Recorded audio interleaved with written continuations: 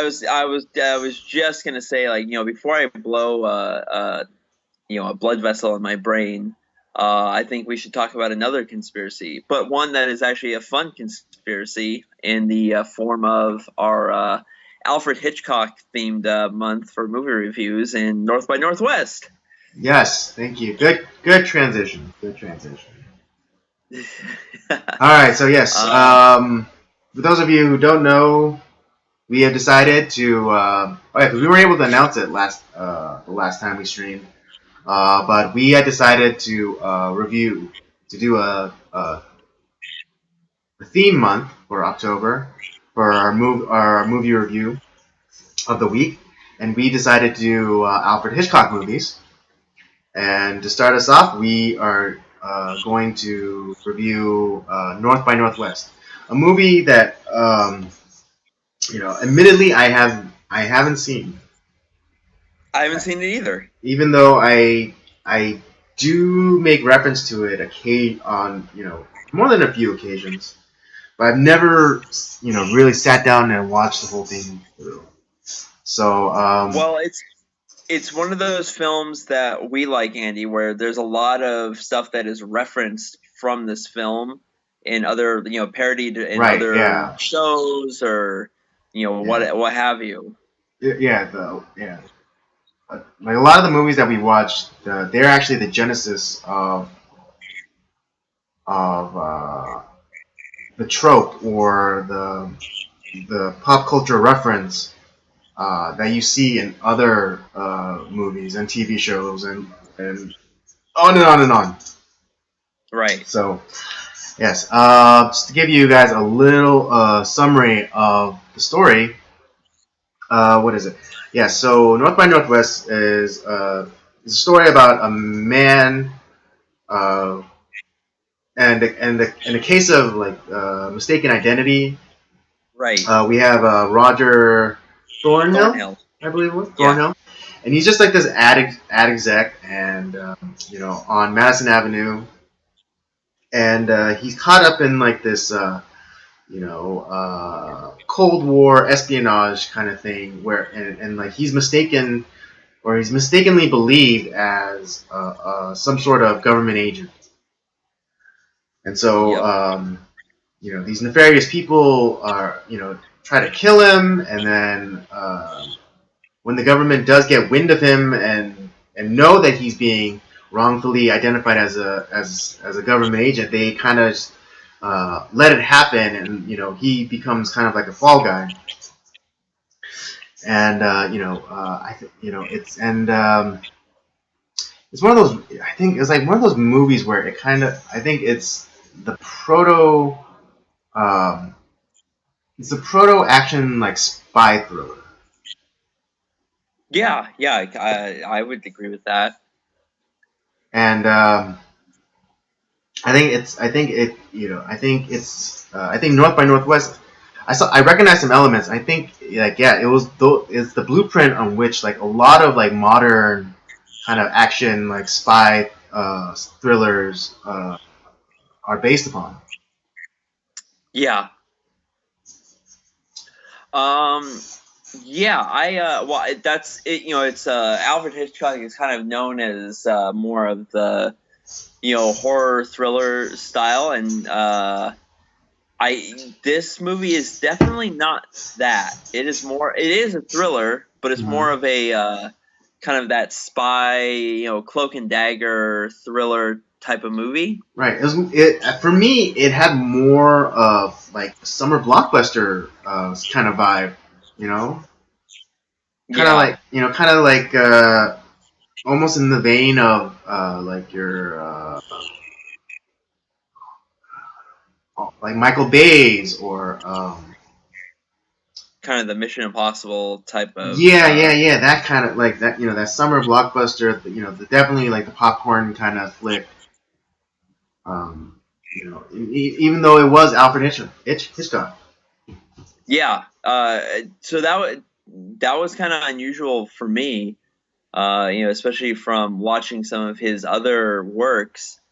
I and being a fan of his other works, this was there's a reason why like this is a movie that is highly regarded. But yeah, as we are saying, so like Roger Thornhill, he's a he's a madman from Madison Avenue, and gets mistaken as George Kaplan, who's a government agent. Right. And we learned that George Kaplan isn't even a real person. It's just like this identity that's created to kind of scare our shady kind of shady enemy spy characters into thinking that they're being surveilled. I mean, they are being surveilled, but just not by this George Kaplan guy. Right. And yeah, so for the first half of the film, Roger Thornhill is trying to figure out who the hell George Kaplan is and why he was mistaken as him. Mm-hmm. And once he figures out who exactly, he kind of does figure out what's going on.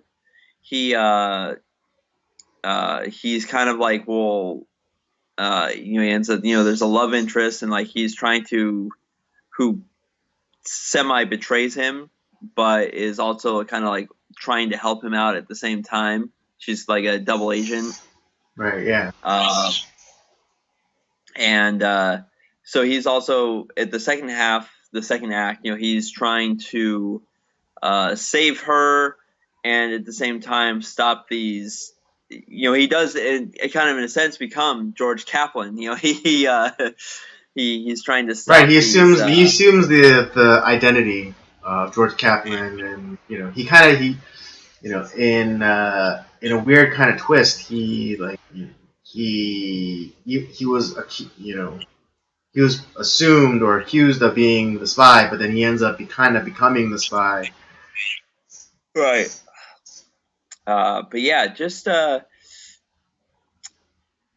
only thing I didn't necessarily care for in this movie, and maybe you'll disagree with me, I kind of felt like the not the interaction between Roger Thornhill and what was the female character's name? I know her real name, but I don't remember her character's name. Eve something? Yeah. Let's see. Eve Kendall. That's what it was. Yeah, Eve Kendall. That's right. Yeah, who was played by Eva Marie Saint. I kind of felt like their connection together, like the love interest between them, felt a little, I don't know, tacked on somewhat. A little bit. Yeah, if I had a nitpick on the movie, I would say that would be the issue I have with those two characters. Because after the betrayal, although it was interesting for me. I don't know if this is true, but I want to believe that it's true. But I want to say that this movie introduced the what is it? The callback line. Because towards the end of the movie where they're being chased on Mount Rushmore, and then they're talking about like making plans after all this, and then she actually uses the line that he used when they first met on the train, which is kind of like a very popular motif in like those kind of adventure, like action adventure things, when the guy and the girl are like there's like a shoot, they're having like a shootout, and then the girl will use like the same kind of like line that he used in the beginning of the film to like pick up on her, and like they kind of like she kind of throws it back in his face. Yeah, that's true. That did. Yeah, I don't know if this is like the first instance of them like doing that kind of thing, but I kind of feel like it is. I can't think of another movie like where before that. Like specifically that the girl uses the words that the guy used, because like in Right. the because like the guy, when they first met on the train, he was like asking her to sit down next, sit with her, or like or no, she was saying like, oh, I had this whole like this big roomy compartment to myself, because he was like kind of dodging the authorities on the train, and trying to find places to hide, and she offers Right. him like, oh, why don't you come and like stay in my big cabin on the train, and he's like, oh, is that a proposition? Right. And then like when they're like kind of like escape, trying to evade the bad guys on Mount Rushmore, you know, um, he's like saying like, oh, if we get out of this, I think it's time, I think I'm due for a really like a very long vacation, and then she like kind of uses that line back on him. It's like, oh, is that a proposition? Right. And I mean, again, I'm not saying, I don't know if this is like the first instance of it, but I feel like it is for like this specific kind of genre. Can't think of an earlier film that would have that. And in the comments, if you guys know of a film where that's occurred beforehand, I'd love to be shown what it was. So, yeah, like I said, the only thing that I felt was a little tacked on was the love interest between those two. But other than that, man, it's just all the dialogue was fantastic. The cloak and dagger was pretty fantastic, and I kept I was on the edge of my seat. It's like, who the hell is, I wanted to know who George Kaplan was. I wanted to know who these people were and like what was going on, and it was a fairly quick paced film, and it kept me on the edge of my seat. Yeah, although the resolution, of how they get, are able to escape their pursuers is kind of like too convenient for me. That I would agree with that too. It's the ending is a little weak. Yeah, because I mean it's very like 50s, like wrap it up in a nice bow, happy ending sort of, True type of movie. It didn't feel like a Hitchcock ending. No, and I'm sure that was like, I'm sure that was a studio kind of poking its finger into Albert Hitchcock's pie. True. But it was the ending was maybe like the ending, and I felt like the romance connection was a little weak. Yeah. Robert, adjust your camera a little bit. You're a little bit off screen. There. Okay. Yeah. Right there. There we go. Sorry. Yeah. But yeah, other than that, man, it's a great film. Yeah. No. Definitely would recommend watching. North by Northwest. And I think it was pretty interesting, because I think I know what the title is referring to. Well, I know the train. Well, there was the what was it? The plane was the aircraft company that he was flying with, Northwest. Right. And I'm trying to think of. Well, because like technically they were going north, because they were going to South Dakota. Right. Because like the climax of the film is in South Dakota, like at Mount Rushmore, and so they're like and like they were in like Chicago, I believe, so they're technically going north by Northwest. Yeah. Like, directionally, but then also northwest because of the airline was called Northwest. So yeah, that's okay. That's we had a similar thought. Yeah, I mean, like, yeah, so it's like it's one of those titles that doesn't like have any like real like significance to like the film, but it's clever. Yeah, it's a clever title. Mm-hmm. If you're looking for just kind of a good little spy thriller, it's this is actually one of Cary Grant's last films that he did. He was he was in his mid-50s when he did this film. Oh, yeah, he did. Yeah, I mean, Yeah, he did. I mean, I could tell that he wasn't a spring chicken anymore in this No. movie. But yeah, no, this is one of his later roles. Mm.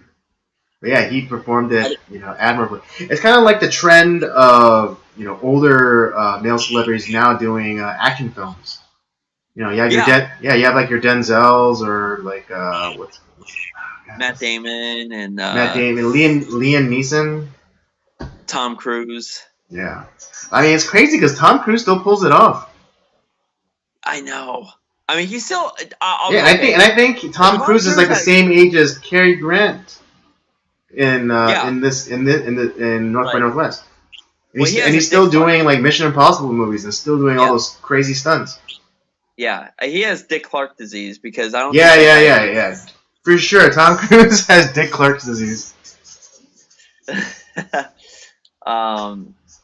But yeah, it's there's there. I mean, then you also have like Bruce Willis that was doing some of the Die Hard films up until. Right? Yeah, yeah,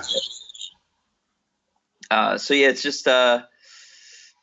Yeah. So I But guess yeah, Cary it's Grant. not something new that's been happening recently where they're using like these old timers to do action films. Yeah, because hey, if you're a good actor and you're, I mean, Cary Grant wasn't necessarily doing a ton of action films, but he's a good he's a great actor, and Yeah, I think like kind of looking up this movie and Cary Grant. He was like the he was the leading man in Hollywood at the time, or oh yeah, for his generation. yeah, well, he was part of that golden age of Hollywood. Exactly, yeah, because he was like making movies since like the 30s, Yep. and like this movie came out in '59, I believe, North by Northwest. Yeah, July 28th, 1959. So it Yeah, was a yeah. So summer it was a block. so it might have been I mean, I didn't check the numbers that it did, but yeah, it might have been a summer blockbuster. It well, it doubled. It made double its budget, so it was like they made like $5 or so million off the movie at the time, which in '59 is a lot of money. Yeah, that's probably like $500 million today. Yeah, yeah, because it was made for like 4.3 million, and they ended up making nearly 10. Hmm. Yeah. Yeah, today's money that would probably be about $500 million. Yeah, but yeah, it was. So yeah, what would you give it as a rating then, Andy? Based off of everything we've talked about tonight.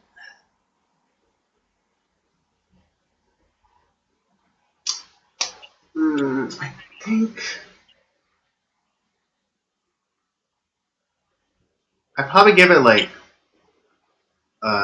3 3/4 to a strong, like a solid 3 3/4 to a 4. Okay. I'm gonna go. I had to go probably about three. I would say 3.5. Mm-hmm. Because of the flaws that we talked about. Kind of not the strongest of endings, Mm-hmm. and I didn't necessarily care. I liked Eve Kendall's character, but I Mm-hmm. felt like the love connection between her and Roger Thornhill felt a little tacked on, especially. Right.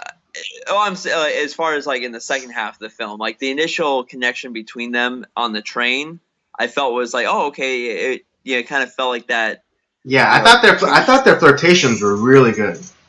Right. It's like can we trust her or can we not trust her? Right. Well, yeah, And because like that especially like first we're thinking like, oh wow, this is a down ass chick, but then like you see that she slipped a note to the porters, which she had passed along to like the uh henchman of the bad right. guy, and it's like, oh no, she's working for him. Oh no.